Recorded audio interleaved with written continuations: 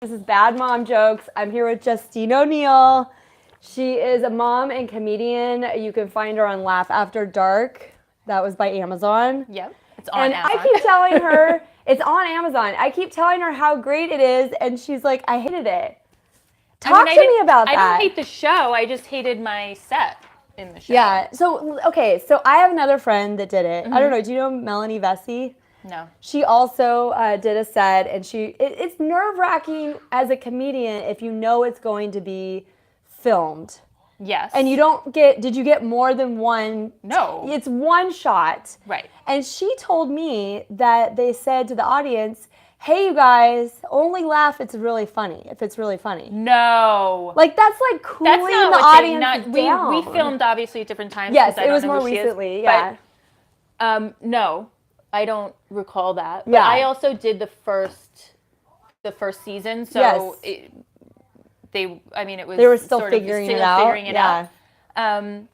I think what I hated about it was, I haven't been doing this that long. Yeah. And that was the first time I'd ever done 10 minutes. Okay, so it's the first time you've performed 10 minutes live. Yes. It's being recorded. Yes. I didn't realize that they did a 10-minute set because have they changed the format? I feel like my friend... They might have changed it. Yeah. Wow. But we did 10 minutes, and I think they might have edited some sets. Sure.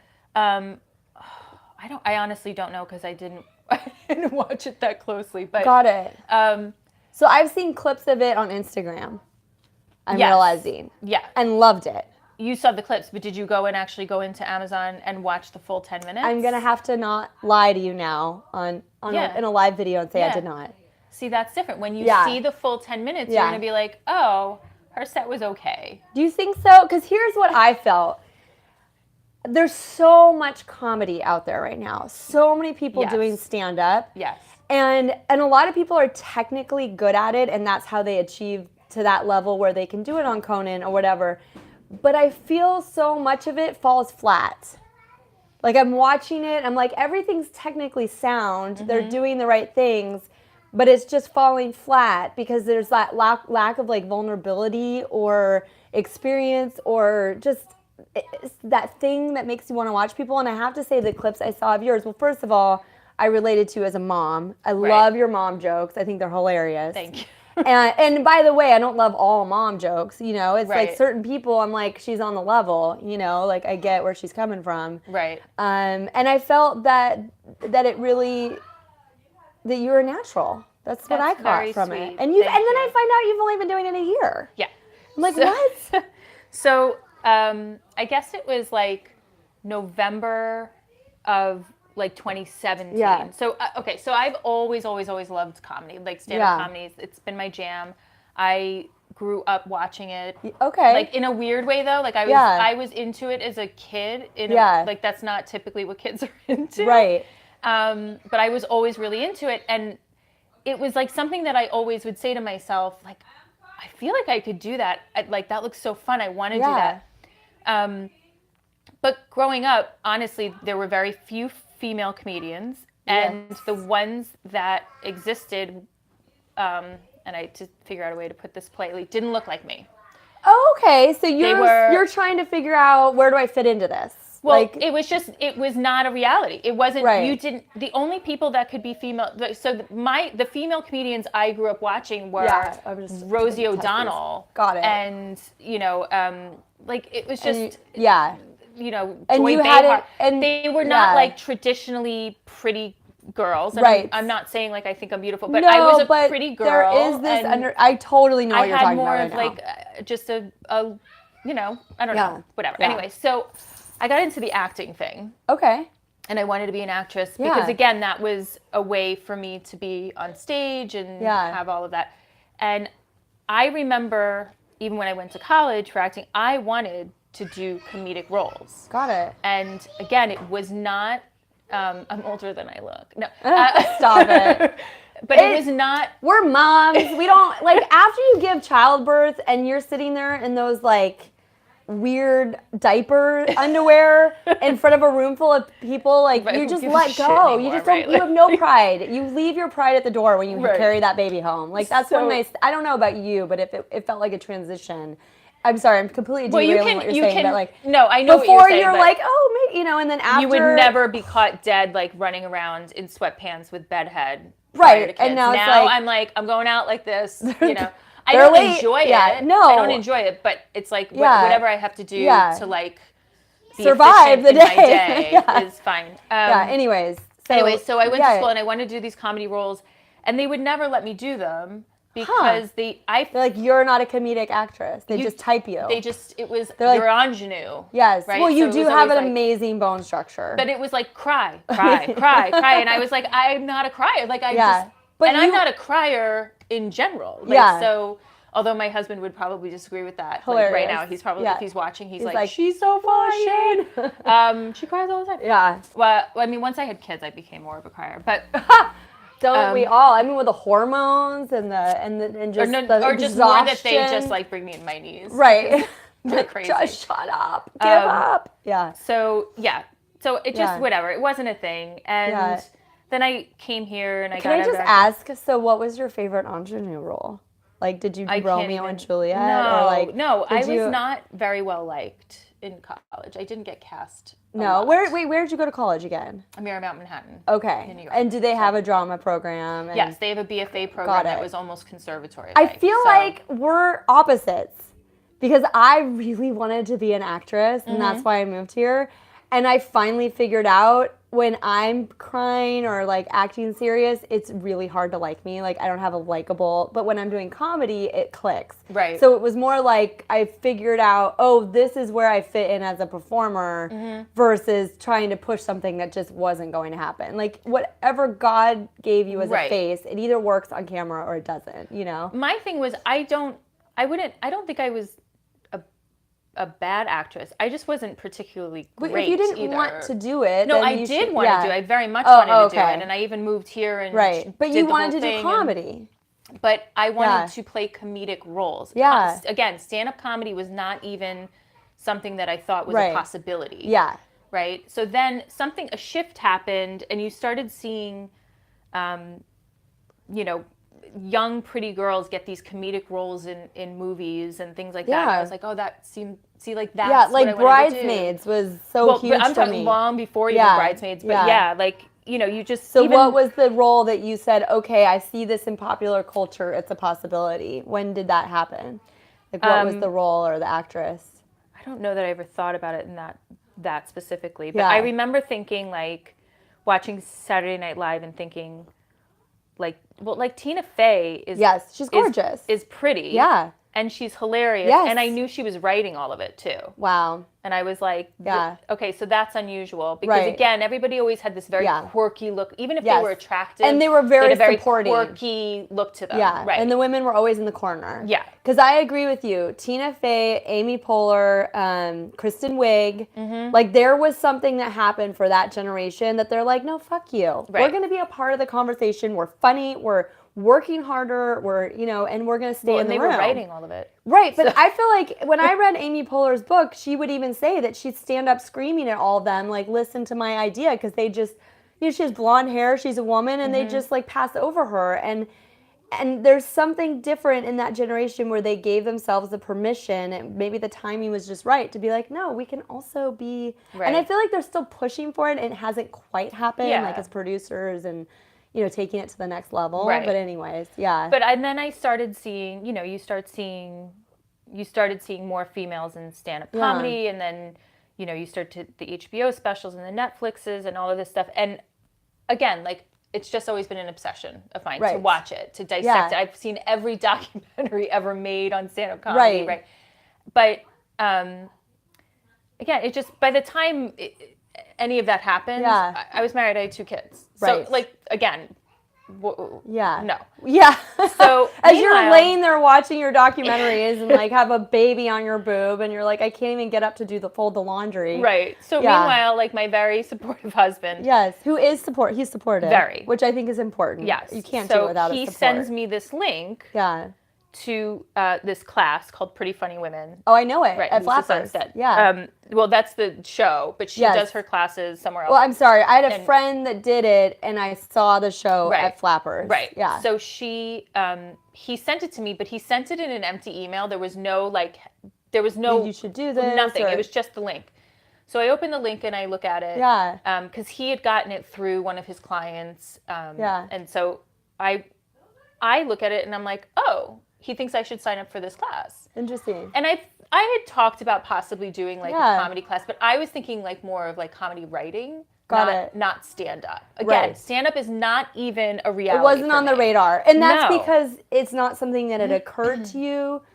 Or like me, before I did stand up, I was like most people are like, it's so terrifying. How do you do it? That first time I did it, I did feel that terrified. Like, I'm just gonna check this off my bucket list as a performer because I love being on stage. And then I was hooked because you're like, it's heroin. You're instantly hooked, and you're like, that wasn't that bad. Right. So it was, which one was it? Was it like, not on my radar because to me, stand-up comedians were like superhero performers. Okay. Like you're like, I haven't done this, so why would I be doing that? That is something that only very, very extraordinarily talented, superhero level people do. Yeah. Because it's as vulnerable, I think, as you can get if you're doing it right. Yeah. And to make a room full of people laugh, not just your best friend, that's bonkers. Right. Bonkers. Wow. And I think a lot of people feel that way about it. And it was also like, and I don't have the balls to do that. Yeah. Like, no way. Yeah. Like, no. So it was not even on my radar. But because I love comedy so much, I just figured my husband sent me this link because he thought like, oh, just give it a try. Right. So I didn't tell him. I just signed up for it. Got it. And I'm thinking this is just like a class that you go, that you write a few bits of comedy and you practice in class, and that's it. Yeah. Right? It wasn't, so then I tell him I signed up, and he's like, you did? I thought I was just sending you the link because the trailer was funny. And I'm like, oh, okay. So now I'm signed up for the class, but I signed up at like the end of November for a class that starts at the beginning of January. Now, wait, I just have to, really quick. Yep. Did he think it was hilarious because it was bad?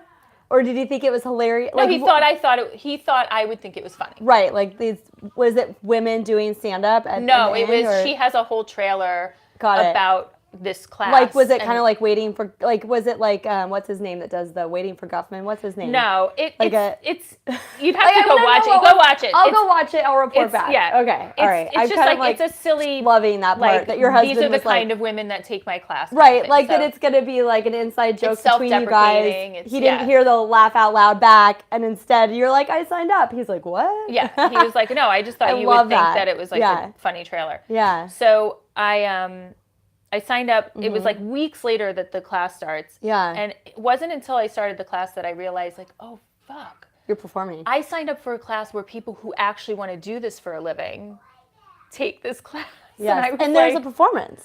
And there's a showcase at like a club, like legitimately. Did you do it? You did it at Flappers, yeah. And so the first homework we got was go do an open mic. And I was like, you're high. And and say what? Yeah. And she's like, just tell a funny story. You just have to get on stage. Yeah. And I'm like, okay. So I did. Great. I went and I did an open mic. What open mic? I've got to know. It was the Oyster Bar in. I know that. In the Valley. Yes. Okay, so I don't even know if they still have it. I think. On Wednesday nights. I don't know if they do. I haven't, honestly, I went once and I don't know that I'll ever go back. Okay, so wait. I gotta hear this play by play. So I had such a good experience. Yeah, they loved you. They did. Which is crazy because, okay, just to give you, this is in the Valley, right? The Oyster Bar.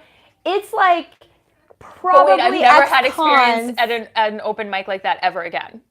Of course. So weird. Well, so this is the curse of stand-up comedy. Your first performance or your first mic goes really, really well, and it's like 10 years before you feel that again. Yeah. So in your case, place, not because you've been doing it a year and you're doing great. So I had gone to this place, and because I'm like an overdoer. Wait, can we just describe the Oyster Bar for people watching? It's basically like a hole in the wall, like I would say like easily the year I was born, like 77. Yes. That's sort of where time stops. And the people in there are tough. And it's a tough group. Okay, so here's the thing. They're like ex-cons and been doing it their whole lives, but no. It's a tough group. It's a like tight group. It's like the same. It's like the same group like every week. One kind of like woman that's like she helps run with everyone in the room. With everybody, right? And she helps run the mic. I mean, the night that because I went when I first started, but I was like, I'm going to open mics to practice my first show. There was one guy that got up and they just roasted him. And there's nothing worse than being roasted by other comedians because that means they're just like, you need to go back and write better material. And, yeah, like it's not like a heckler that's like drunk and they don't know what they're doing. It's just ignorance. It's like they're learning. Yeah. Like they're like when the frats they what's that called? Hazing you. They're hazing you, and it's the worst. Yeah. I felt so bad because that would happen to young male comics. They wouldn't do that to a woman. They just ignore we went you. in. It was I think like 3 of us from the class. Okay. And I'm an overdoer, so instead of me just doing what Lisa told me to do, which was to tell a funny story, I decided I was going to write a 3-minute set, like an actual 3-minute set. Oh my God, I love you. And you knew that it was 3 minutes? Had you practiced it to know that it was 3 minutes? Yeah, no. You're a perfectionist. I practiced like I was about to do a Netflix special for an open mic, right? I love that. I think that's so great. But hindsight, it's hilarious, right? Because I had no idea how this worked, right? Right. So I go into this open mic, and they do ask you, like, is this your first time? And we were like, yeah, it's our first time. So they're like, great. So we all go up, and I did my 3 minutes. And was it 3 minutes? And it was I'm almost really 3 minutes. Impressed with you that you could know that on your first time out. That's people don't understand. That's actually a skill to be like, I know I'm going to tell these 20 jokes in 3 minutes. You know what I mean? It like was 3 really over, long not jokes. Go under. Right. Wait. So again, still, hindsight, like, that set now would be like terrible. Like a minute. Yeah. Right. It would be like truncated down to a minute. Yeah. So I did it, and the guy who was running the mic gets up right after me, and he goes, so this is your first time here, give her a round of applause. And I said, no, my first time ever. And he went, wait, that was your first time ever? And I'm like, ever doing stand-up comedy? And he goes, all right, well, I quit. Wow. And I was like, I felt so good. Chills. I felt so good. And everybody was like, you did a set. Like that was the comedian feedback was like, that's crazy that you, right. So anyway, I did like my next open mic and it was like an absolute shit show. Where did you go next? I think my next open mic I went to Corky's. I don't know that one. Corky's Diner. Okay. They have like a bar in the back, and every Tuesday night they have an open mic. It's not in Hollywood. No, I do all the Valley open mics because I have kids but and I like how come I never saw you? There's a mic that Moral was doing in Tarzana at a really neat bar. Why would I go to Tarzana? I can go to Corky's. It's 4 houses. It's walking distance from my house. Okay, you're spoiled. I'm in West LA, and I would drive in traffic to that mic. And that would be my first mic of the night because I loved it. I really thought it was a cool space. She's super positive, but it didn't last for very long, so I'm missing that. You know when you find those mics that you like know you're safe just saying anything, trying new material. Well, I did one last night that I think is like my favorite. What is it? It's at Flappers. It's the ladies. It's called Ladies Mic. Oh, I've heard about this. And it's all women. Yeah. And the reason I like it is I'm actually not the person. I'm not like a super feminist. I'm not like women. Neither am I. I'm just not that person. I'm a feminist, but I'm not like men in the world. My thing is, a lot of open mics. It's predominantly men, right? If you have 20 people, 17 are men. There's like 2 women. 17 are men, and 15 of those men are just doing dick jokes. Right. For 5 to 10 minutes, depending on the open I don't know about you, but every time I mention my husband, they start heckling me. Because it's like, oh crap, now she has a husband, now we're not interested in her pussy. You know what I mean? Like that just, I lose that. That doesn't happen to me. They lose, first of all, I lose everybody at every open mic because I do mom-com. Me too. And, you know, I don't exclusively do mom-com, but if I have a 5-minute set, 3 of it is mom stuff. Yeah. You know what I mean? And I think that's sort of one of the things that I'm working on in terms of, I really struggled early on with the mom-com where I was like, you know, I go to these open mics, everybody there is under 30, they don't get it, I don't get the laughs, and again, you know, I knew I wasn't getting the laughs because they literally can't relate at all to what I'm saying. What you're talking about. But then I would go to somebody would ask me to go do a club, and the audience would be much more mixed, and I would have such a better experience. So that's why I like this ladies' mic, because you still have a lot of young women who don't have kids and don't necessarily get it, but they get relationships. Yes. There are a few other moms usually there. And or there's older also women. this experience I've had is young women come up to me and they go, I love your mom stuff because I'm curious about it. Because they're looking down the road and they want to know what's it really like. You know, who's going to be honest to me about it? I want to hear more of that drama. Right. Because they might be doing it at some point or be interested in doing it. Right. So there's But I that. also think, I think really now, because you have all of these people, right? It's like clearly there's a need for it. You have like the I Mom So Hard people. Oh, yeah. And you have, moms are having a moment. Moms although I are feel having a like moment. I'm not on the wave. And so I'm like... I feel like I started the wave too late. I tried to start early. So years ago, I had a blog called Mommy of the Year. Yeah. And it was basically how I was totally failing as a mother. Right. And I thought it was hilarious. And it is, but you were ahead of your time. But I was maybe a little bit, but also I don't know how to work in this millennial world of like technology. Got it. No, like I'm very technologically like savvy, but meaning like I don't understand how the marketing part of that works. Got it. I'm really what are they really clicking on? Like what and you don't want to know. Like and also I don't have the bandwidth to give a shit. Have like a dolphin and like I don't know, like penises everywhere. My thing is I just don't have the bandwidth to learn it. Yeah. I don't care about social media. I don't have the bandwidth for I'm it. counting on our kids when they get a little bit older teaching us. Like being like, hey mom, just click this button and then make this video. Like Julia Roberts was talking about that recently. See, but I can do all of that. I just don't know how to get it out So you know into how to the do world. like Instagram story? Yeah. Okay. Teach me your ways because like I sit there and I'm like, I'm going to spend 10 minutes figuring out this stupid thing that's going to disappear. It's easier than you think. In 24 hours. It's easier than you think though. Yeah. Yeah. But see, I never did Snapchat. And I feel like they made the I couldn't even figure out platform Snapchat. incredibly similar. I saw with Snapchat when it first became popular and I was like, I don't know. And I literally took it off my phone like the same day I loaded it. I was like, me too. I have no idea. I cannot figure I was at a wedding and they had created a stamp for the wedding. And I thought, oh, that's so neat. I can post a picture with their wedding stamp. And I'm sitting there for 10 minutes. I'm like, fuck this. I'm not enjoying the wedding. You know, I'm not going to sit here at their wedding trying to figure out Snapchat. So that was it. It's annoying. So I have my Instagram and I do all of that, but that's it. But you're not on Twitter. No. Yeah. How many things can I do? Right. Well, I started on Twitter, Facebook, and YouTube. Flirted with G+ because they kind of forced everyone with a Google account. Never really got that. I don't even think that's happening anymore. That it died. Never did Snapchat. Instagram now. See, because I started doing stand-up in 2014 when everyone had a Twitter account. Instagram wasn't a thing. Right. And now when you go to the clubs, people are go, what's your Insta? So I'm having to learn Instagram because that's it's the IG new, actually, not even Insta. IG. So they've shortened it even. They've shortened it even more. It's really hard to say I'm so Instagram. Not savvy. So they had to go to Insta, and now it's IG. Got it. Yeah. So.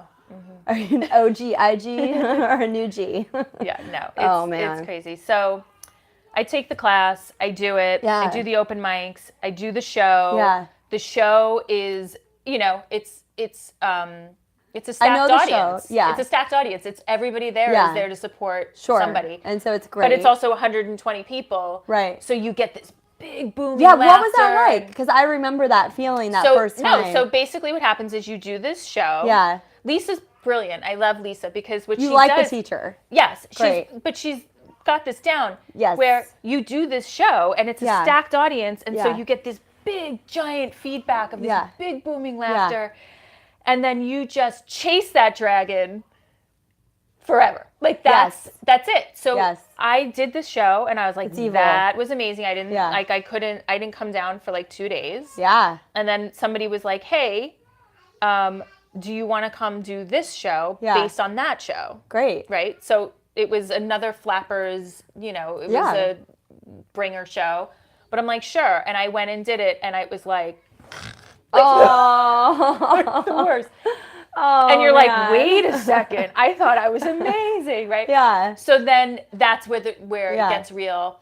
And then that's where I always say, like, this is just a hobby that has gotten completely out of control for me. But that's so really great. It's just, I think that you're meant to do it. And it's so funny because you're like, no.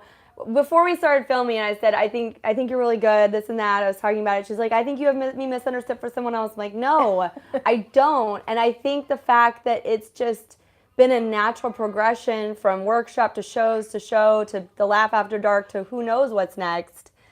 It's showing you're in alignment with what you're meant to do. I believe in that. I really do. No, the least do amount too. of effort happens when you're on that right path. I mean, here's what I'll say about it. Yeah. I did it because it was something I always wanted to try to do. Yeah. I really, really enjoy it. Yeah. I feel like the minute it becomes laborious is... That means you love doing it. Right. So how often do you go out, like, in a week? Like, how many, like, shows and... I probably do 2 shows a month. Okay. On average. That's something, yeah. And I probably do, like, 2 open mics a month. I don't go out a lot. Got it. Because I have 2 kids. Yeah. I have my own small part-time business. Okay. Do you want to talk about that, or is it... I mean, it's not that interesting. Right. But, it's okay. I'm a sleep consultant. I work with Okay. families that have kids that have sleep wow. issues. Okay. So Bad mom jokes. This is the thing. I am a bad mom, so I'm not gonna, like, try to figure out how to be a good mom. Like, this is my space of, like, let's all give ourselves permission to do less. Right. Because I feel like moms are just doing, and that's part of why stand-up's been such a gift for me, because I can go out once or twice a week and have a beer and not think about all my mom duties. And I think moms need to take more time to do that. Yes. It's not that and we're that's bad what when we're It's for me, it's I always say, like, going to an open mic for me is so okay. Let me go back. Yes. Just because yeah. everybody used to say, like, this is a common conversation among moms, or even just in general, where people will be like, what do you miss the most about your pre-mom? Interesting. People don't ask life? me that. I Really? like that. Okay. Yeah. And or maybe it's just a conversation I have in my head and I think I'm having it with other people. There's so many things I love about the way that your brain works, because I love that. So, because sometimes I think I have these profound conversations with people and I think I'm just You're having like, them that was nobody's I was like, no, worthy. that was just me in the car, You know like, what? having They're these just profound not moments. worthy of the conversation until now. I want to hear it. Okay, Yeah. so it's what do you miss the most? And honestly, what I miss the most is happy hour. I'm not going to lie. Thursday night happy hour after I would get out of work and I would meet my friends and we would say we're going for 1 drink and then we would have 10 and then I would go to work hungover the next day and that was okay. And then I would go home and, like, do it all over again. But I miss that, right, I was never like the club partier. Right. I miss the sitting at the bar with the friend and having the conversation and having a couple of drinks and just letting the week kind of fall away. Yeah. And so for me, open mics have become like a happy hour on like speed. Isn't right? that? Because yes. it's like injecting steroids into happy hour, because you're doing the happy hour thing essentially, right? You're hanging out with you sit there and have a drink and having a drink and forgetting about what's happening at home and whatever. Yeah. And then on top of it, you get like that dose of adrenaline where you're like, oh, that's my name? Okay, I got to go out. I'll be back in 5 minutes. Because you're a performer. Yeah, and those of us that are performer types, we really are we're fulfilling a need that we've had since birth to entertain people. Right. Yeah. And you have this thing where I'm not talking about my kids and I'm not talking, then I get on stage, I talk about my kids and my husband. Right, you can bitch about it, and then let I get it off out. stage and then I don't talk about it again. Totally. Like, so it's, I don't know, it's my own little thing. Such a release. It's really my own little thing. As much as I do a lot of mom-com and talk about my family, they really have nothing to do with this. Yeah, that's for you. So totally. There's something really nice about that. Yeah. Like, to be able to have that time, that space where you're that person. Totally. You're still the mom and the wife, but like, it's like, oh wait, yeah. I think that's why I missed happy hour, because it was like that's when I was most like comfortable and having fun and socializing. Totally. And that's because my whole thing is parents are people too. That you're a person. You're not revolving around your children. And we, for their survival, we have to do that when we're with them. Yeah. Like, we would be bad parents if we weren't doing that. Right. But and this is so funny because, well, not funny, but so I have a group of moms that go out and do a mom's night out, but here's my complaint about it. We go out and we talk about our kids. Which you also need to do. I think that like the play groups or whatever, and compare notes about schools. But the thing is I don't really get a break from being a mom because we all know each other in the context of being moms. We didn't know each other before, right? You know, so we have nothing else to talk about. The whole comedian thing, like even my friends aren't part of that, right? But you probably made new friends. Different set of comedian friends. Yes, and aren't they fucking amazing? They're great. The women that I have met in the past year, there's something different about, I think because of the time in history we're at where women are really feeling empowered. The women that I've met through comedy, I'm getting chills, in the past year have been so powerful and such an important presence in my life where that wasn't there in 2014. In 2014, I was the one person, the one girl alone in the room hoping that no one tries to assault me. You know what I mean? Right. It's such a different feeling now. Now they have literally ladies' mics. Yeah. So and there were. It's different. So I want to talk about the Comedy Coven. Okay. Because I'm guessing this is a part of your female tribe that you found. So the Coven was born out of this Pretty Funny Women class. It's the whole class. We really just gelled. Nice. And we left that class and we decided, well, can we put on these shows so that, and initially it started just as a practice. It was like, we'll just put on these shows at various places. Yeah. We'll invite our friends and whatever, and it'll just be a place where we can get on stage, you know? And it sort of has evolved into this legitimate monthly show that we're putting on. And where do you guys do it, or does it rotate? All over town. Got it. And we is there an Instagram for that so people can find it? The Comedy Coven. Okay, so the Comedy Coven on Instagram. On Instagram, yeah. And we do a monthly show. We don't all perform every month. Right. Because some of us can't, or and you rotate people in. Right. And we have guests. We bring in guest comedians. Sure. But it's an all-female lineup. Yeah. And, it's everything from, crazy millennial girls that talk about sex to me. And is your audience primarily female? No, or does not everyone come in? Everybody comes in. Yeah. So I feel the concept of having a Comedy Coven wasn't really around in 2014. Separate from your show, I have a coven of women that I'm a part of. My husband can't stand it, by the way, because he loves them. It's just more that I'm always like, my coven this, my witch is that, my coven. And he's like, can you call it something else? And I think there's something in his brain that's afraid of the witchy thing. You know what I mean? Where did the name Comedy Coven, what a few of the girls are super into crystals and all of that stuff. And I honestly don't know. It was, I think it was Kim. One of the girls was like, it's like our little coven. Yes. And so in class, we were. Do you actually practice magic, or is it? No, no.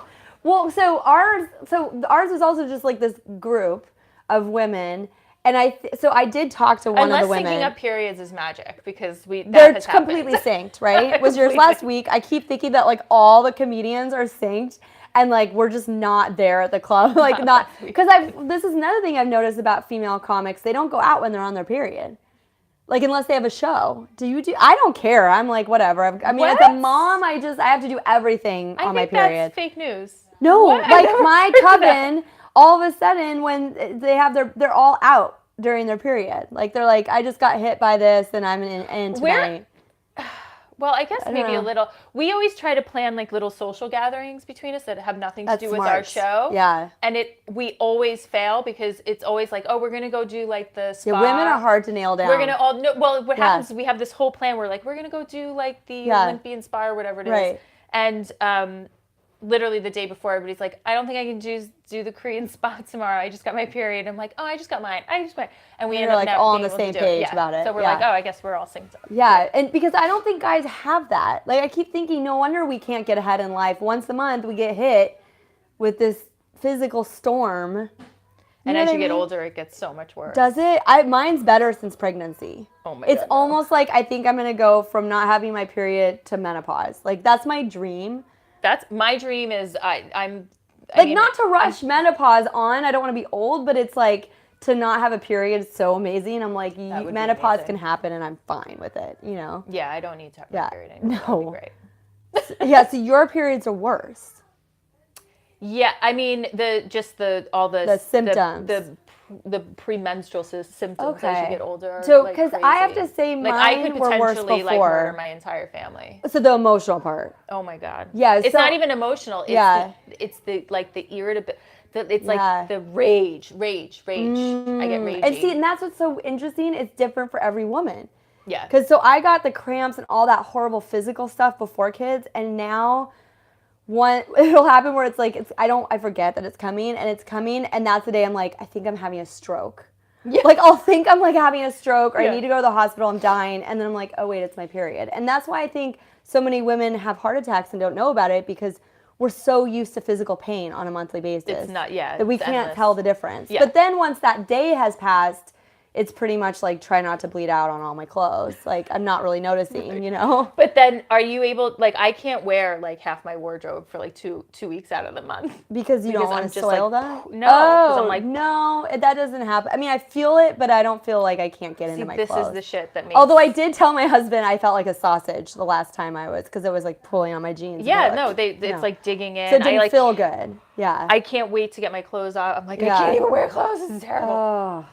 No, it's womanhood. Nuts. It is. It's super fun. Oh, I keep forgetting to talk about this. I don't even know if anyone noticed. Dumb me. Yeah. I thought I would take up skateboarding with my 6-year-old son. So I'm out there on his little skateboard trying all the tricks that he learned. But it was so lame. Like, this looks like I did something really crazy, right? Like you were like really... Like I was like going off a ramp. You were actually riding a skateboard or I was so something. close to the ground. Kind of lost my balance, and I was like, oh, I got this. I'll catch myself. Not going that fast. Yeah. And like just popped my wrist. Yeah. I just, no. I don't trust my body anymore at all, so I don't do crazy stuff like that. Yeah. I didn't before, so I don't know why I'm starting now when I'm like a brittle old lady. Like, why am I all of a sudden getting this courage? Like, I'll jump on a skateboard. No. Yeah. Well, now so you know here better. I am. This day one. Yeah. Now you know better. Well, I don't think so, though, because I'm fantasizing about skateboarding again.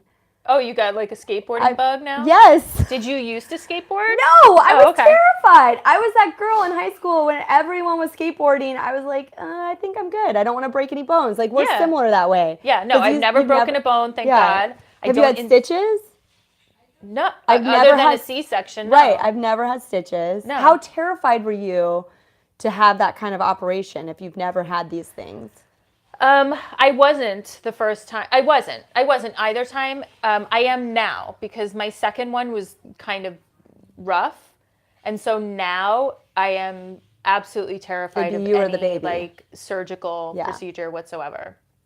That said, I had to have an endoscopy in like November, and I was freaking out. I was like, oh my God, because I've never been put to sleep either. So I was like, I don't like the idea of not being in control. Like to the point where my husband once made a joke about me getting a boob job. Yes. And I was like, I don't know. And he's like, well, if you were ever truly unhappy with it, you could do that. Like, it would be fine. And I just started weeping. Yes. And he's like, what's happening? And because I thought about doing surgery. Surgery like made me so crazy. Yeah, so, I'm the same. They were like, you have to do this endoscopy. And I was like, oh my God, there's me sleep. I was like freaking out. I now will gladly be put to sleep. Because of the drugs? Oh my it felt so good. It was like the best nap I ever had in my life. If they give you too much, you don't wake up. And that's happened to me once where they gave me too much. The anesthesiologist was like, I'm going to slip you a Mickey right now. And I just got like loopy. And then all of a sudden he was like, okay, now I'm going to put out. And the next thing I knew was waking up and I was like, you're like, boob job, come. That feels good. I'm the same way because I would gladly get a boob job if I had the money and if I were not afraid of surgery. In fact, I wouldn't. I ran it. Oh, really? No. Because to me, those are the things. I don't want to put my body through that stress of surgery. I don't want to have to do it again and fix them. I just don't want I don't want the cost.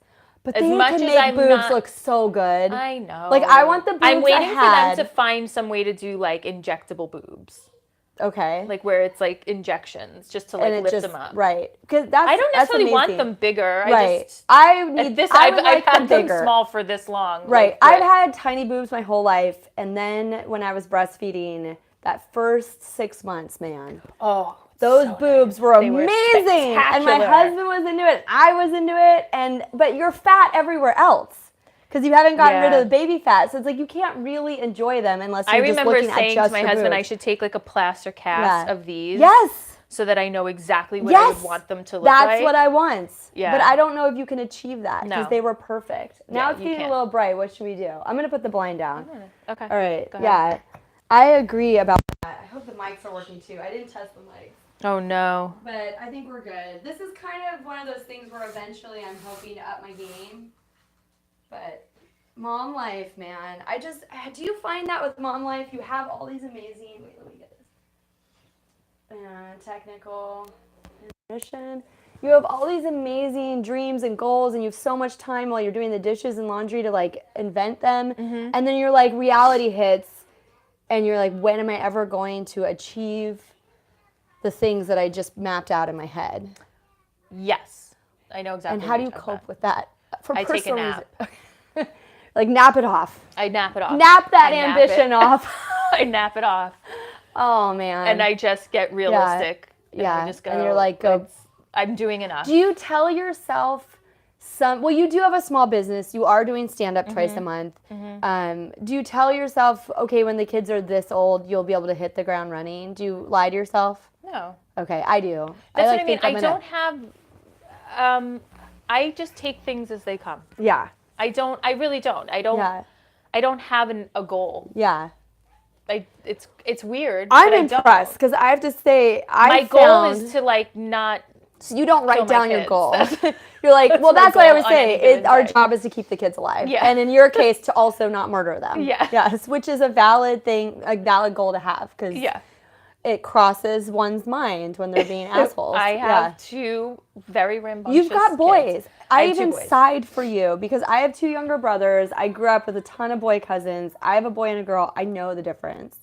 Like my daughter right now, I have a babysitter here. I could have 10 babysitters and my kids would be in and out. Yeah, and like breaking something. Yeah, my son is screaming, when he gets home, like my day is hell. Yeah. Yeah, no, and he's it's 6.5. And then I have two of them, and they're close enough together that they're like puppies. They just work each other up all day long. At least they exercise each other. Yes, but they also fight constantly. So you're a referee. So here's what I was telling my friend recently because she has two boys too, and you know, we were talking about how we grew up and how our parents didn't get involved as much in like the fights that we had with our siblings and all of that. And I was like, well, that's because we were in the basement or we were in the woods, right? Like this is LA. There's no basement. There's no woods. And even your backyard is an extension of your house. If you're lucky I don't have a backyard. Right. I'm in if you're a lucky enough condo to with a have boy. one. So, like having wild animals. You know, I hear them fighting. They're only 10 feet away from me. If I'm in the kitchen, I can hear them fighting. Yeah. And I said, you have to put them in the mental basement. Like, that's really what it is. I like that. So I'm like constantly like, I hear them and I'm like, nope, they're in the basement. They're in the basement. I don't hear this. They're in the woods. I'm not going to hear it unless someone hurts themselves. Right. Until somebody comes in to get me, I can't. But then they scream so crazy that I'm like, somebody's going to call the cops. Yeah. Right? Like, one of my neighbors is going to call the cops. Yeah, for me, I'm living above someone. Right. Poor soul. He's a really good sport about it. I share walls. I'm in a condo. I mean, my neighbor on one side of me has three boys. They're all older, but they get it. Yeah. The other neighbor, I think half the time I don't think she hears it because she works like in house and she does editing. So I don't even think it's the people behind us that I'm like, the little old lady that lives like behind us is going to call the cops. Yeah. And you need CPS to bring is her going to come. some muffins. I need to go over there and be like, listen. Because maybe she had boys. And she's like, oh, I miss that sound of the little boys of just scrapping. Screaming. And it would bring me comfort. He'll be 6 next week. Old, you know. He literally will be like, JJ, you're a stupid fuckhead. And I'm like, oh shit. Yeah, exactly. Oh, I know. So then I'm like, I go outside and I'm everything. like, I hate you. You're stupid. He doesn't know. He has no other vocabulary when he's frustrated, and it's like new word choice. He's like, I don't have any other words. Not ideal parenting that my 5-year-old refers to his brother as a stupid fuckhead. But it's at school too, because I don't talk that way to my kids, right? So. You're like, I totally agree with you. No, I do. I'm like, I know, buddy, I know, but we can't say that. Right, right. You got to do the right thing. Yeah. Oh man, it's crazy. Yeah, so I do feel for you. I could see how different my life would be if she were a little boy. Like, she's helpful. She comes to me and wants to help in the kitchen. She wants to do everything. She gets upset if I don't invite her to help. It's like she I follows can't even direction. I can imagine. just go, Raleigh, that's hot. Don't touch it. And leave her That's next to crazy. a hot glue gun the other night. Like, I could do that No. with my son. Like, we'd be in the hospital. No, that's you know? crazy. Yeah. No, that's crazy. It's a whole, and then now I look at him, I'm like, no wonder I'm exhausted when I'm with you. And now, and I look at moms of 2 boys, and I'm just like, I feel you. I always say my God. anybody who has more than 2 boys, like Yeah. like I have a friend that has 3 boys, I know. and I'm pretty sure she's certifiably insane Totally. For life. forever. Yeah, it's done for her. Her But brain is fried. They do, like, they get older and they love mama. And Oh, they, for like, sure. But they'll then take that care of creates her all and that all stuff. kinds of other psychological issues. Well, like, that I'm with already the future wives and the grandkids. totally. And like, Like, I there's just a can't whole even mess imagine. of craziness that's gonna I'm go already down. like, my Yeah. son comes home and he's like, oh, I like this little girl. And I'm like, I'm gonna say what? no, there are better Yeah. little girls out there. Oh, First of all, man, she's it's blonde so and I don't complicated. approve. Well, but it's true. It's true. Not about the blonde thing, No, but I'm a about narcissist. So I'm like, no, brunettes only. Right. She's got to look like my mini-me. Yeah, exactly. But it's true, though, because my mom was pretty laid back, and my brothers, you know, they married amazing women, but you lose the boy to the wife. Where my mom has gotten me back. That, I think of that all the time. So my mother-in-law has 3 girls, 1 boy. Yeah. My husband is her boy. Right. And I always think of that. Like, Yeah. I always think, like, But you're sorry, sensitive I to took it. him. But you're sensitive to it, where some women are not. And they Yeah. full on wrangle them in and be like, You know, Yeah. and it's my heart breaks because I know that could happen someday, and there's not a whole lot you could do about it. Because I'm a mom of boys, I'm so Yeah. protective of her. She probably doesn't even realize this, but like, Yeah. I'm so protective of her her time with him. See, that's great. Where I'm like, did you talk to your mother this week? What's going on? Blah, blah. And then I'm even like, don't talk to your mother that way. Like when he is on the phone with her. You're a saint. No, There needs I'm to be not, more but people like that. No, I'm a monster in every other way. Okay, how are you a monster? I need to hear this. That's amazing. I'm sure I'm not a picnic. I'm not. Okay, a so picnic. if your husband were uncensored, what would he say that you feel that you would be a monster or not a picnic? I have like weird, like I'm a little, like, I don't want to say OCD because I'm not OCD, but I am, yes. I notice things that other people don't notice. Have you KonMari'd? Have I done? This whole Marie Kondo thing is like blowing up. Listen. Yeah. I don't get it. Like, I get it because I love. Yes. But basically what she's promoting is OCD. Is it? I'm all for getting rid of shit. So wait, though. I'm all for getting rid of shit. Yeah. That part of it I love. Like purge. But I'm a purger. I've been a purger forever. I'm like, get rid of it. Yeah. Like I can't. But the folding of the clothes and like that's not reality. But I have to tell you. Okay, so I was trying to clean up my house before. Sorry if that was like crossing a boundary. I'm like, we don't even know each other. I know. It was just like putting the microphone. I'm like, I didn't ask permission. Can I like go down your shirt right now? Again, that's but you're the mom a professional. Thing. Notice that I've like, you're a professional. People are always touching my body. Right? I don't even notice. Yeah. I had this whole idea that my house was going to look really great for you, and you guys, it's just like stuff is everywhere. I KonMari'd my daughter's dresser. That's all I could do all week because my hand's broken and it took forever. I have to tell you, it's bringing me so much peace. I'm so happy. I never thought you could fold skirts. Stay that way. But it can. And it's like so cool because I can barely get the laundry folded. I can barely do the way. I have a pile of clothes over see. there, but it's not harder to fold it than how you're folding it anyway. And then my kids go in their drawer and just do this. See, my kids aren't quite at that age. Oh, okay, yeah. So just so you know, she would make your kids do it, and if they don't, that's on them. So like, it's almost liberating. That's fucking hilarious. Yeah. She would make my kids do it. No, but like, she wouldn't make them, but she'd be like, you know what I mean? Like, she doesn't, okay, there's this one where she goes to Jimmy Kimmel's office.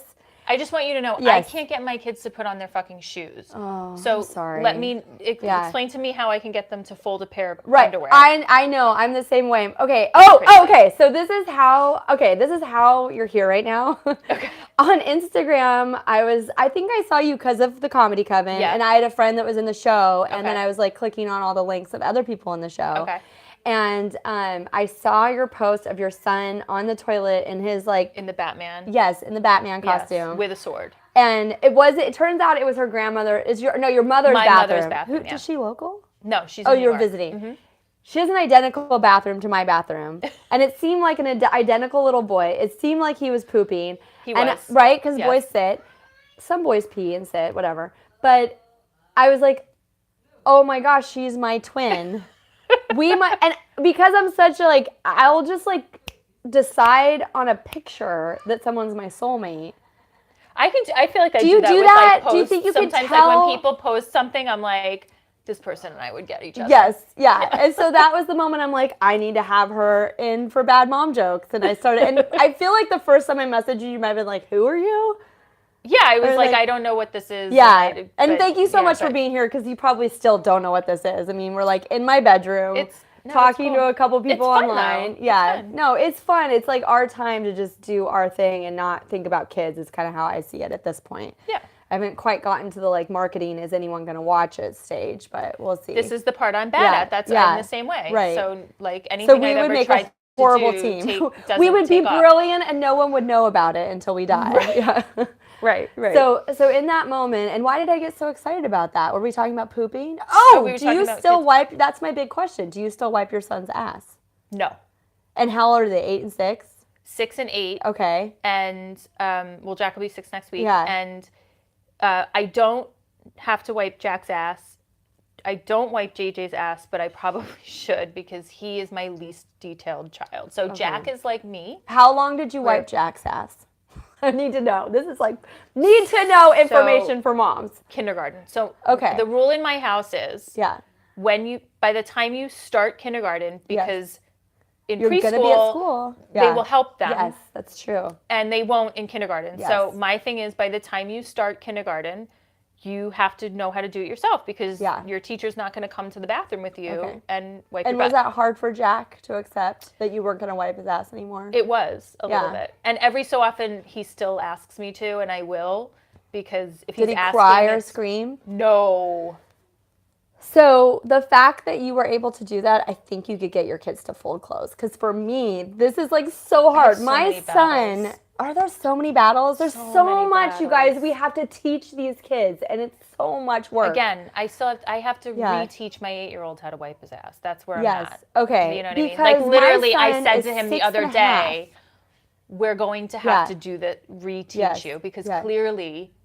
See, and I feel I must have imprinted my crazy germ phobias, because he's terrified he's going to do it wrong. And have like poop on his butt. So that's why he's like, I can't do it. But that's how, so this is what, my 8-year-old I think has the similar thing. Yes. So, but he also is embarrassed to ask. Yes. So he'll do it at school because he's embarrassed. Well, first of all, he will not poop at school. Same. And he did it the other day, and he's like, I did it, and I was too embarrassed to ask for help, and I used a lot of toilet paper, and it took a long time. And right, like, well, and that's why he won't do it, because he's like, I'm going to miss all of playtime, because of course he has to poop at playtime. See, we are and twins. Right. Yeah. So, but here's the deal. Then he comes home and he does it, and because he's been holding it so long, this is so much information. The poor kid, I hope he never sees this. They'll never see this. This is for adults. It's like age restricted. He will come home, and because it's like explosive at that point, it's like a mess. Yeah. And then he's embarrassed, and then he just doesn't wipe and puts his pants back on. You're like, oh, laundry is going to be fantastic. And then I'm like sitting with him, and I'm like, what the fuck? So then I'm like, Jay, did you just poop? And he's like, yeah. And I'm like, let me see your hands. And he's like, and his hands are always filthy. Yeah. And I'm just like, and I literally pull his pants open, which I can't be good for him. And I'm like, get back in the bathroom, wipe your ass. Like, and it's a whole thing. And then I just feel bad. So literally the other day, I just I'd had enough. And I was like, listen. Yeah. Because I had a stomach virus last week. Okay. So for my birthday, I got a stomach virus. And this whole thing went down that had to do with this. And so now I'm cleaning up his crap while I'm already nauseous. Because you don't get a break. And So, and So, as moms, sometimes we just have a very honest moment with our kids. The ones they're going to talk about in therapy. Right. In 15 years. It's like you do all the right mom talk. And then you just undo it all in one. So that's the only one they remember. In the bathroom. Yeah. And I'm like, do you think that when mommy's sick, that she likes cleaning up your shit? And I'm like losing my mind. He's like, and he's just staring at me. And I'm just like, I just, it's too much. And I'm like, so clearly. Yes. So then I felt bad. And then I sat down with him and I was like, listen. Yeah. What's the deal? Yeah. And he's like, it's just really hard. I'm not good at it. And I was like, okay. Yeah. Note, should have probably asked that first before I lost my fucking mind on him. 2, okay, well, why didn't you just say so? Yeah. And now let's talk about how we're going to help you. reteach you how this goes down.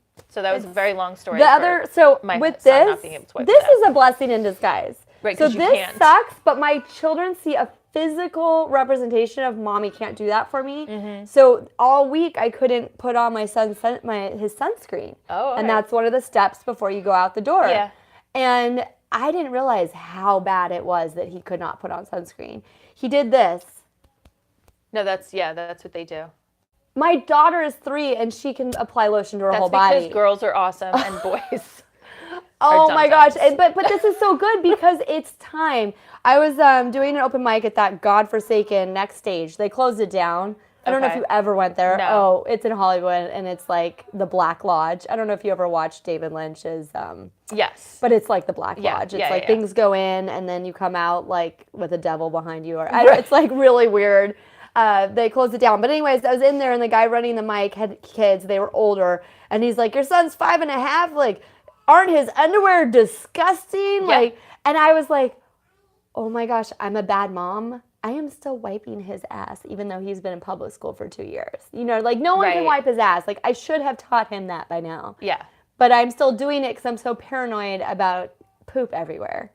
Because I'm a neat freak. No, and I would, but now and I felt like I failed him. Into where they won't let me. He's oldest child, textbook.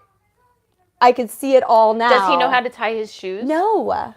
He's tried a couple times over Christmas break, and we're like, "Yeah, you're trying. You're Meanwhile, doing it." like you probably knew how to tie your shoes when you were 3.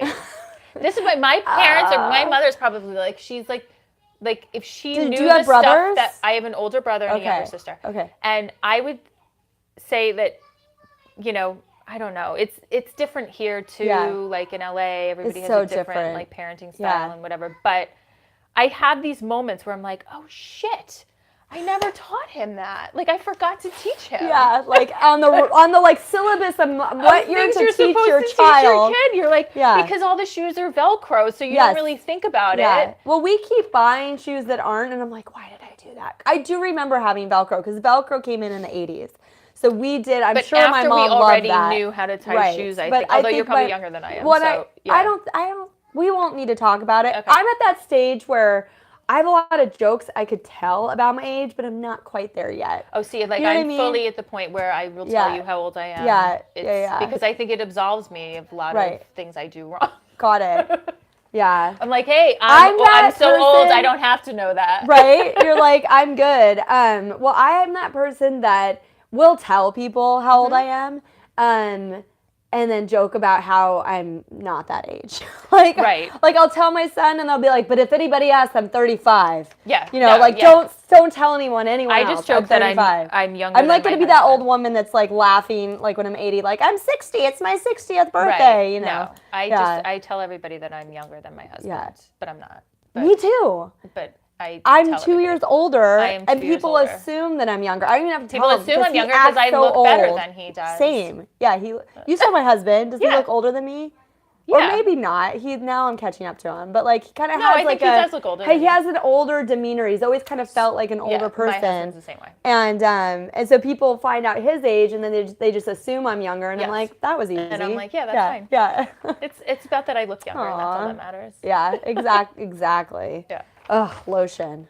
Amazing stuff. Serums. Yes, lotion, serums, injections. Oh my God. Oh, do you do it? Do you do injections? A little bit. I've never done it because I've never wanted to add that to my... You don't need to do it. That list of things to do. I don't see anything that you thank you. But like, I think that once you start, it's kind of something you keep doing. And you it's an have to extra maintain thing it. It's a new thing to maintain. Yes. Yeah. So I'm glad I held off because I remember, and women that are younger, when you turn about 25, things start to really change in your 20s. That's how I felt anyway. When I was 25, 27, my face really changed. And my dermatologist suggested all kinds of things, but I couldn't afford it. Right. And I have to say, I'm so glad I didn't because I'd have to be doing a lot more now. Yeah. So I'm like going to I hold would out say as for long me, as it possible. didn't change until after I was done having kids. And That then it makes just- sense. Yeah. Well, yeah. I mean, You know, Yeah. and the weight and yeah. the, you know, like all your that body stuff. completely will never go back. It's not. It would be unnatural. I see women at so my son goes to a lot of auditions, and there's always like moms he's paired up with, and I look at all the moms and I'm like, none of these women have bore children because their hips would never. Or it's not humanly possible to have those hips after childhood. But doesn't it make you crazy when you do see people who've had kids and they're like they're still teeny tiny? You're like, God, that is some Oh no, that genetic doesn't freak make stuff. me. I don't get crazy about that. But it's more when I'm looking at these models and talking to my son, and I'm just like, "Fuck you, Hollywood." You know? Oh no, like, yeah, the messaging like is it's terrible. just well, and people you wouldn't know it. Like all you're gonna see is her hand and her hair flip by when she's baking sausages, but they cast someone that. And you know that maybe will never have kids because it'll ruin her career as like the hipless mom or whatever. I don't know. I want you to tell me about stupid lunch. I don't know about this, but she mentioned that she does stupid lunch with one of your friends or multiple friends. No, with just one of my friends. And I love it. I want to hear all about it. So stupid lunch. So my best friend here. I would say like not quite once a month, maybe like once every 6 weeks. Yeah. So we like to eat a lot. Got it. And we especially like to eat when there's no kids around. Because she has kids? She has one. Okay. Who's 8. Got it. So we've known each other since the older ones were about 14 months old, I think. Yeah. And so we will go out to a like fancy restaurant, like on a Friday for lunch. And it's actually not even lunch. It'll be, and it's impromptu. It's never planned. It's more of like, she'll call me right after drop off on a Friday. Right. She'll be like, what are you doing? I need to go to Petit Soir. Right. I have to have like the onion soup. Right. You know, and I'm like, I'll see you. Yeah. And she's like, all right, what do you want to say? Like 11? I'm like, sure. And we will roll in there at like 10:30 or 11. And we know, right? Yeah. It depends on the restaurant we pick. So if we're picking that restaurant, we know it's stupid lunch. It's going to be stupid lunch day. And the reason we call it stupid is I we want to spend hear a this. stupid amount of money. I love it. So it's stupid lunch. It's like we make all the bad decisions, right? We eat all the bad stuff. This is so great though because moms need to do this just once in a while. And we don't necessarily want to do it at 9 o'clock at night because we're tired. So it's like a day date. Yeah. So we eat all the bad food and we spend all the money. Yeah. And we drink all the drinks. Yes. From 11 until like 1:30. And how do you get your children home from school? So thankfully we both have walkers.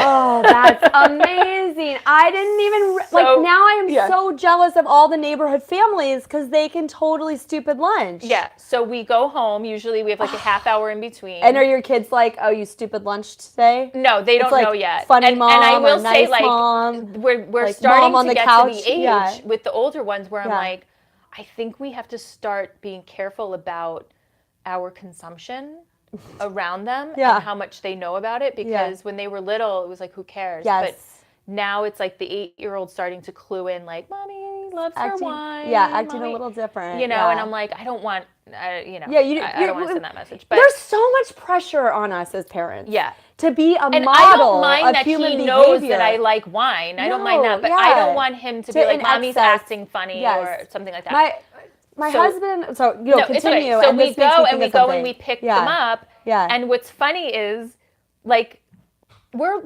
totally lit at pickup, like lit. So yesterday. And do you go to the same school? No, we don't go to the same school. Separate schools. Got it. So what's funny though is yesterday I was picking up my kids from school and I was standing outside the door waiting for the bell to ring, and one of the parents around me had to have been drinking because I could smell it.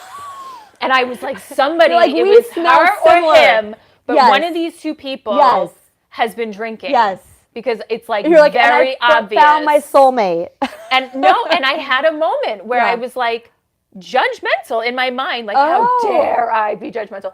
But I was like, one of these dads was drinking today and is and not judgmental like idiots, but I just thought I immediately went to the place where I was like, so one of these dads is like a drinker.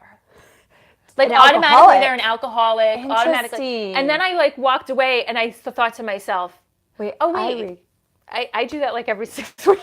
Like what? So this takes me to my next question. Do you sense judgment from other parents at your school? A, that maybe you I do don't think things they like that, know. or B, They that don't you know. do stand up? No, they don't. Nobody knows about Stupid Lunch except my friend and I, Okay. and whoever now is watching this.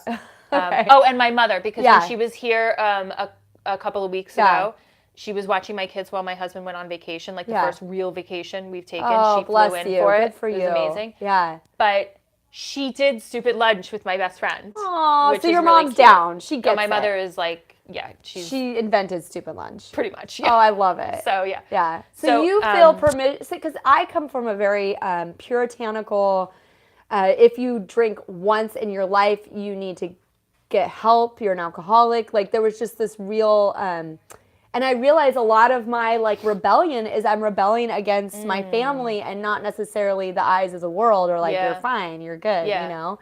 Like No, I don't feel overkill. judgment for that. I feel, and my like mom crew is all very similar. So there's Sure. not You've a surrounded yourself with like-minded women. Yes. They're like, you could be a person still. Yes. Yeah. And then for the stand-up comedy, no. Well, first of all, a lot of people don't know in my school. Okay. Like there's my crew knows. Yeah. There's a handful of other people that know because. Do you go to a pretty big school? Are your kids at a pretty big school? Yes. But how it's many actually kids are in the school? 1,200, I think. Okay, so my son's his elementary, that's from TK to 5th, is about 250 people in Venice. Right. So you know. So it feels incredibly small. And honestly, I don't think anyone's judging me because it's Venice, thank God. But here's the thing. I think that if some of them saw my comedy, they might judge me. Yeah. Well, I did comedy for a school show, and I didn't do some of my jokes because I'm like, I don't want them to look at Declan that way. Like I joke about him being bald. I couldn't do my comedy for a show, for a school show. Really? No. What? But so I don't know. So none of them following you on Instagram? No. Because they all, like, I have a few moms that follow BadMomJokes because they're interested. People love stand-up. People go, you do stand-up, I love stand-up. Again, it's super vulnerable, and Yeah. I don't want, again, because I talk about my kids a lot, I don't necessarily need, the people who know my kids and know me, that's fine. Right, of course. Because they have context for all of it. Of course. But yeah, are there people that I'm like, I wouldn't necessarily want them to hear me tell the joke about, you know, my son and the fact that he's like ADHD and stuff like that. You know, depending on who it is. A bunch of strangers, I don't give a shit. Of course. I don't give a shit. I don't care if JJ grows up someday to hear that joke because I'm raising my kids to be the kids that can make fun of themselves. Right. Like, get that's comedy. the only judgment I get. Yeah. I get judgment from people, not necessarily even parents. Yeah. I think maybe more often than not, it's people who aren't parents or who haven't been parents in a long time.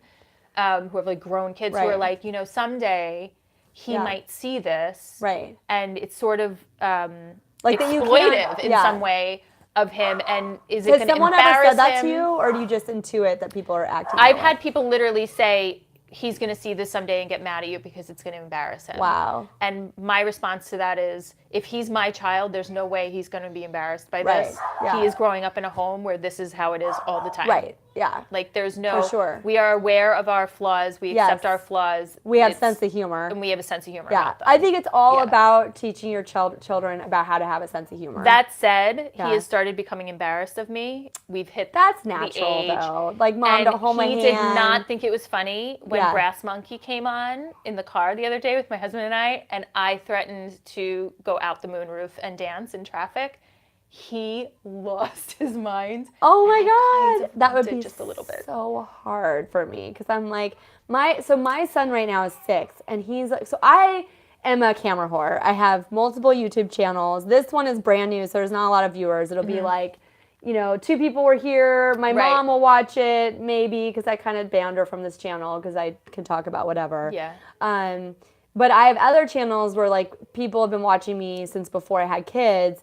And so I do worry about that a little bit. But my son will turn to me and I'll say, what do you think? Maybe I should stop doing Super Calilistic, our family channel. I'm not really feeling it. And he'll be like, don't give up on your dreams, Mom. Oh my you God, love it. Like he's this super supportive guy. But he's 6. Yeah, no, 8. And so there will come a point it where literally he's going to kicked be in like, overnight. don't film me, you know. Yeah, that's how they are now. Yeah, maybe I should just transition now out of it. We live in a, this is amazing. We live in a time that like, the fact that my son looks at me and goes, don't post that. Wow. He knows. He knows. Yeah. And Wow. I don't. And I'll say to him, I won't. I respect their and I boundaries, respect too. that. If he says don't post that, that's like my husband saying don't post that. Like, oh, my husband hates social media. It's so funny. So does mine. Mine only has an Instagram, and he only has an Instagram because it's private. And it's private, and he only, like, I think there's like 20 people interesting. on his Instagram. That's so interesting. So my husband's the same way. And recently he even said to me, I'm so sorry if I've held you back. Because here I have this family channel, and I can only film him from the waist down. So no one's ever seen it, which I kind of think has been this fun gimmick. Yeah. But sometimes he'll get really upset because he won't know I'm recording, and then his voice is in there. And he'll be like, don't post that. And I don't. If he says don't post something, I won't. But it's really limiting then because it's like, you know, my husband doesn't even, I've started doing more like husband jokes in my And is he okay with it? He doesn't like it. Oh, see, my husband helps me write the husband jokes. It's not that he'd be like, don't do those jokes. Yeah. I don't think that you would. Yeah. But, they don't have the patience to watch this. We're like an hour and a half 70 minutes nobody cares. Deep in here. Now Nobody's we're just talking. This is for us now. But I know that he thinks that my relationship material is he feels vulnerable. Yes, and I think he thinks it's negative. Well, of course. You can't go. This is what people don't understand. You can't go on stage and be like everything's great, right? They're like, get off the stage. You go up there and you exaggerate. Like I do a joke about how we're complacently married because there's no such thing as happily married after 10 years. Yeah, complacent's as good as it gets. Like, and he's like, that's really negative. I think we're happily married. And I'm like... That's so fun. Fortunately, my husband, so he has a better sense of humor than me. Because I kind of fell into stand-up, too. Like, I never thought... I was that person that couldn't retell the best joke and make it funny. Like, I was like, I would fuck it up somehow. Whereas I grew up retelling everybody's jokes. So you know how to tell a joke. The banter and all of that is... natural for you. I can't write it as well as I can tell it. If somebody else wrote my set for me and it was like an incredible writer, I could kill all the time. Yeah. Because I'm the opposite. Like, I really believe in my writing, but I know my delivery won't be as good as maybe another comedian could deliver it, but I have confidence that it's funny. You know what I mean? Right. So I'm more like that person that it's not like coming naturally, but I really love telling jokes now that I know how to write them and do it. But my husband's amazing with punchlines. So I tend to overwrite stuff. Yep. I'll tell him my concept. Like I have a marriage joke where it's like my husband and I, we just celebrated our 10-year anniversary. Or no, we've been married 10 years. We just celebrated our 70th anniversary because here in Los Angeles, we celebrate marriage and dog years. Right. And he wrote the punchline for that. Yep. And he thinks it's funny. And it's like, so he keeps helping me write all his punchlines about how he's lazy and all this stuff because he loves writing jokks. Oh, well, that's and it's so great. But then I did all the husband jokes in front of all the parents. Yep. And all these moms and dads went up to him afterwards and like, are you okay? Are you okay that she just said all those things about you? And he's like, I've heard her said I'm her husband. You know what I mean? Like people, like unless you're in a comedy club, I feel like out of context, comedy can be really dangerous for us. Yes. You know? Yeah. Because in the clubs, I sound like the most G-rated, boring. Oh, like if I don't talk about my butthole, get off the stage. You know what I mean? Like, just who the fuck are you? Get out of the comedy club. Yeah, you know? Like, I know. It's like, so true. Talk about something, you know, we want to hear about your labia. Like, fuck you, mom. No, it's true. You know? It is true. No, totally. Like, last night I did an open mic. Yeah. And like, in comparison to all the other girls, I was, like, clean. Yes. But it's not something I would let my kids listen to. But it still feels so dangerous if you're, and that's what, see, I'll get other comedians that aren't parents, and they're like, I just think you should be yourself. Don't worry about this stuff, what other parents think. And yes, that's true. It is true. And that goes back to like something I was thinking of earlier. Your kid's social life. Where I was like so apprehensive about doing full sets of mom-com because I was going to these clubs and I was like, especially the open mics, and I was like, nobody gets it, blah, blah, blah. But that's my strongest material. Yeah. And so you gotta do it for you. I will say the girls, the Coven, yeah, they've been so good about like being like, just do the mom stuff. Yes. It's so good. The other stuff is good too, but the mom stuff is so strong. But then there's some bitch that comes up to you afterwards and is like, who's like, thinks they're hot shit with their comedy, and they're like, I really love your mom material. I really love your mom jokes. And like, it's a way to like put you down and feel like you're not really a comedian because you're just doing the mom material, or like I had someone do that to me. Might be too high because I don't and give I a was, shit. and I mean, it's not that I gave a shit. I could just really feel what she was trying to do, which is to make me feel bad about myself, which means I probably did good. Right. And it's like, but she's competitive. You know, some people are so fucking competitive. See, I'm not competitive to the point where even when people do stuff like that to me, I don't engage. Wow. Like, it doesn't affect me because I'm not here to win. Right. I'm not here to win. Yeah. Yeah. So I don't care. Yeah. I feel like I have a competitive side to me that I do get really affected by it, but then I can't engage because I'm not really the person that needs to win. Like, I'm like, you can win, I'm good. You know? That's, yeah, but I'm enough competitive to where it really pisses me off. Because I wanted to reply to her, I really loved your, what did she did all these jokes about her family. Mm-hmm. You know, like, I really loved your family jokes, like, from 30 years ago or whatever. Because, she was doing material from her childhood. It's like, who are you?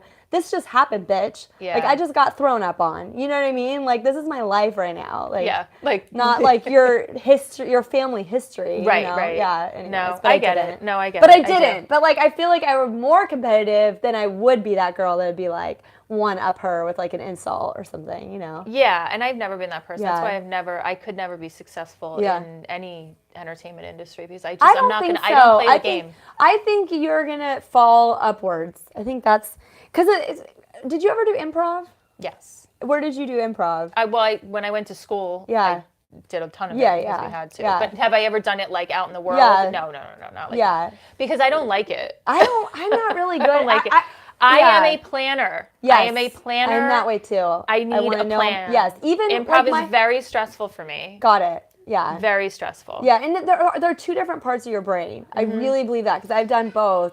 And a lot of my friends will think I'm improvising while I'm doing stand-up. Yes. And I've actually just written it on my phone before I went up. Yes, like I will, and then I will write everything. So they're like, "Oh, what you were doing the improv? That was great. You should record it." I'm like, "It's all here." Yeah.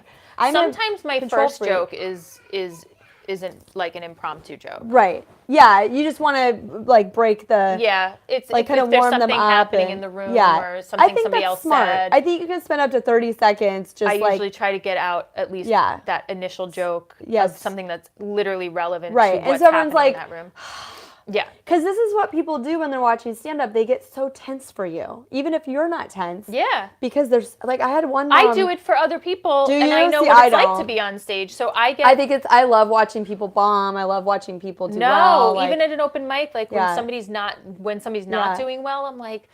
See, and it's not like a judgmental, like, she sucks. It's like, oh... It's painful for you. It's painful. Yeah. And see, that's so interesting because I had another mom tell me she has such a hard time watching stand-up because when someone doesn't do well, she's like, when will this end? Like, she gets really tense. And I was like, whoa, I didn't know people did that. Yes. So my brother, who could not be more opposite than me when it comes to this stuff. Right. His big thing, he must ask me every single time we talk about the stand-up comedy. He always goes, so wait, when you do a show, like, are there people who are just terrible? And I'm like, yeah. And he's like, yeah. What do you do? He literally, what do you do? I'm like, what am I supposed to do? Like, no, we just sit there meditating. And he's like, I can't deal with. Like, he can't even deal with the thought of being in the room. Yeah. He can't deal with the thought. That's a lot of pressure. No, it's crazy. Like because he is such stage. Like, he would never get on a stage, not in 100 million years. Got it. Like, ever. Yeah. He would rather die before he got on stage. So he, thinks I'm insane. Yeah. Insane crazy. And I think he would really struggle with, as much as he's like, come to New York, come do a show, blah, blah, blah. I think, I think he would struggle. Watching you? Oh, yes. Like, worried for you? Oh, he would have so much anxiety that I wouldn't be able to hang out with him because he would give me anxiety. Oh, and he would literally, that's hard. I imagine that he would be like sweating, literally sweating. Wow. The minute I got on stage. See, that does put a lot more pressure. Which I think is also really sweet. Because I'm one of those people, I enjoy bombing. I almost feel like sometimes when I'm bombing, that's more my comfort zone. So I like trip myself up to get to my comfort zone, which is really interesting psychologically. So this is weird, and I don't know. I know that I've bombed. Yeah. For me. Yes. And but you've never had that feeling of like crickets. Like where it's like everyone in the room. Like one time in an open mic, yes. In an open mic, I definitely did once. Yes, but I feel like every open mic is that way for me. Okay. Because they're so different. They're so different, and they're not. Nobody in that audience can relate to anything I'm saying. 9 times out of 10, I'm doing an open mic to hear myself tell the joke to see if I need to clip the joke shorter, or scrap it entirely.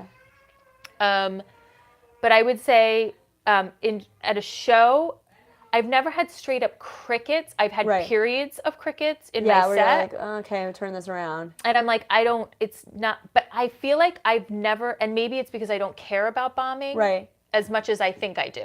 Does that make sense? Like, I feel like I have to have bombed. Right? I've been doing this for a year. In that year, I have to have bombed even a show. There's no way I had all my shows be successful. So I definitely bombed. Yeah. But it didn't register as like oh, fuck, that was brutal. Right. You know, I get off stage and go, yeah. And that's it. I mean, it seems like you're hard on yourself, but you can let it go. Yes. Yeah. I mean, I've had open mics that I felt like were brutal, where I was like, get me off the stage. Which is has the light gone yet? For people that don't understand the difference, but then I just lean into that. Now I've gotten to the point where I just lean into that. Yeah. Where I'm like, okay, I still have 2 minutes, and this is sucking. So now we're gonna do some really new material that's gonna be atrocious. But let's just get it. I just want to hear myself say it. Well, and that's the thing with open mics. I go in with I just remind myself no one's gonna laugh. Yeah. That's what I tell myself, because you can't do it like a show where you're like, there's going to be a little pause here because they're going to laugh. Because you can predict the laughs when you know what the jokes are. But in an open mic, you have to kind of, if you think that someone's going to laugh and they don't, it can feel more brutal. But if you're like, no one's going to laugh, this is my point of view, these are my jokes. Yeah. And then if people happen to look up from their phone and chuckle, you're like, okay, that worked. You know? Yeah. So you kind of have to remind yourself the difference. You're killing it at an open mic. And especially depending on the person. Right. There's certain people who laugh and I'll know, oh, that was a real laugh from someone I really respect their sense of humor. Yeah. Versus like your friend that came and is like doing sympathy laughs. Yes. Because no one else, I mean, you can really hear the difference. If I see like the young guy who's staring at his phone look up and laugh, I'm like, wow, that was a good joke. Mom joke engaged him for 2 seconds. Yeah. He was listening. Yeah. So. Oh, you were telling me, I love with the judgment thing, I love your perspective of, it seems like you don't really wrestle with other parents that you're meeting at drop-off or whatever, thinking about your comedy or what you do, and it's like, it sounds like your mom was great and she was herself. Yeah. I'm still trying to sort this out myself with like, just being really confident in my hot mess of a life, and like feeling like that maybe other moms are looking at me like, oh, there's the mom that does YouTube, and like does the bad moms thing. And why? You live in LA. You're right. I think it's my past. The bonkers parents that surround us on the daily. Yeah. This is nothing. I know, but that's the thing. I'm Miss Goody Two Shoes in Los Angeles. What I mean. I think I'm still wrestling with my past. Like, where did you grow up? You grew up in New Jersey. Long Island. Long Island. Sorry, Long Island. I grew up in a small little town where everyone was up in your business. I think I'm still wrestling with that conversation of like them thinking I'm bonkers for doing YouTube or whatever, and like, out there. Fuck 'em. Yeah, fuck them. Well, that's what I'm, so anyways, I admire you. I'm going to take that on and do it. A drop-off today. Actually, I can't go to drop-off anymore, so I could do your stupid lunch. You could do stupid lunch because Uncle Mike is picking up my son, and next week, I don't know. I'm like, do I do independent study? Like, can he temporarily go to the after-school program and my husband pick him up? Why can't you pick up? Because you can't drive? I can't drive. I could technically drive one-handed, but if I get in an accident, I'm liable for driving impaired. Like, what would you do? Yeah, I thought about that. With the car seat thing. Is he in like a full car seat still? No, but I have my daughter with me who would not be in a car seat. Too. I mean, I don't know. Anyways. All right. Before we go, I was going to talk about how we catch up with our friends. The only time, I think all we've right. done it all. We've We've done it really all. warned people out. No, I think, at know, this point. right? I think I will watch the playback. I will understand if you don't, because we have gone a long time, but this has been amazing. Thank you. Thank you so much for coming. Thank you. Really. It was fun. And yeah, is there anything else? Like, do you have a show coming up or anything I'm you want doing to a talk show about? next Thursday at Flappers. Nice. Thirsty Thursdays Yeah. at 10 o'clock. Nice. So no moms will come to that show. Yeah, well, that's the thing is, moms are always saying, I want to come see your comedy. I'm like, well, can you you come gonna to roll 11? out at 10 o'clock at Exactly. night? Yeah. So do you feel that a 10 o'clock show, you might do different material than, say, if it was an 8 o'clock show? Because it's a little later in the night. People have been drinking longer or younger. Or you're just like, fuck it, these are my jokes. Yeah, a 10 o'clock show, I tend to do more new material. I try to take new material and do it at a show for the first time if I can do it at a 10 o'clock show. Got it. Because it tends to be a smaller audience, a smaller show, not as much pressure. Right. You know? Yeah. Like, it's, but. They've been drinking longer. Yeah, and it's just, whatever. But that's usually where I'll take anything that I feel like is working at an open mic and do it at a show. Got it. For the first time. Yeah. Lovely to have met you. Thank you. And I guess that's it. Yeah. I don't ever want to end these because that means I have to go back to being like on mom duty. I know. This is so great to just sit in a bed and talk to you. Anyways, it's been fun. All right, we'll see you guys next week. Hopefully everything worked. Bye.